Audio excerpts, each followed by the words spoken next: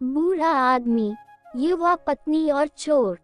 सालों पहले एक गांव में सूरज नाम का किसान अपनी पत्नी के साथ रहता था। किसान बूढ़ा था, लेकिन उसकी पत्नी जवान थी। इसी वजह से किसान की पत्नी दुखी रहती थी। वो हमेशा अपने ही जैसे जवान पुरुष से शादी करने की चाहत मन में रखती थी। महिला के मन की बात को एक चोर समझ गया। वो रोज महिला का पीछा करने लगा। एक दिन उसने किसान की पत्नी को ठगने के विचार से उसे एक झूठी कहानी सुनाई। चोर ने कहा, सालों पहले मेरी पत्नी मुझे छोड़कर चली गई थी। अब मैं अकेला हूँ। मैं तुम्हारी सुंदरता पर मोहित हो गया हूँ और तुम्हें अपने साथ शहर ले जाना चाहता हूँ। स्त्री यह सुनते ही खुश हो गई। वो फटाफट बोली, ठीक है, मैं तुम्हारे साथ चलूंगी, लेकिन मेरे पति के पास बहुत धन है।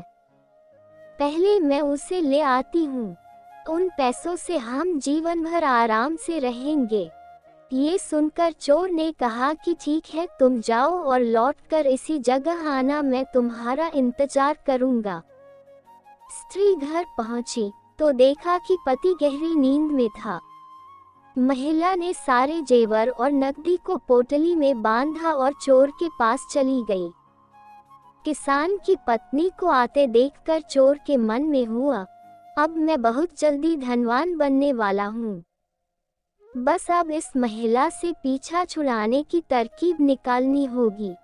तभी किसान की पत्नी चोर के पास पहुंची।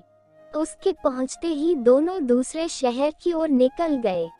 कुछ दूर चलने के बाद रास्ते में एक नदी मिली। नदी को देखते ही चोर को एक तरकीब सूझ गई। वह महिला से बोला, देखो, नदी गहरी है, इसे मैं तुम्हें पार करवाऊंगा, लेकिन पहले मैं ये पोटली नदी के उस पार रखूंगा, फिर तुम्हें साथ ले जाऊंगा।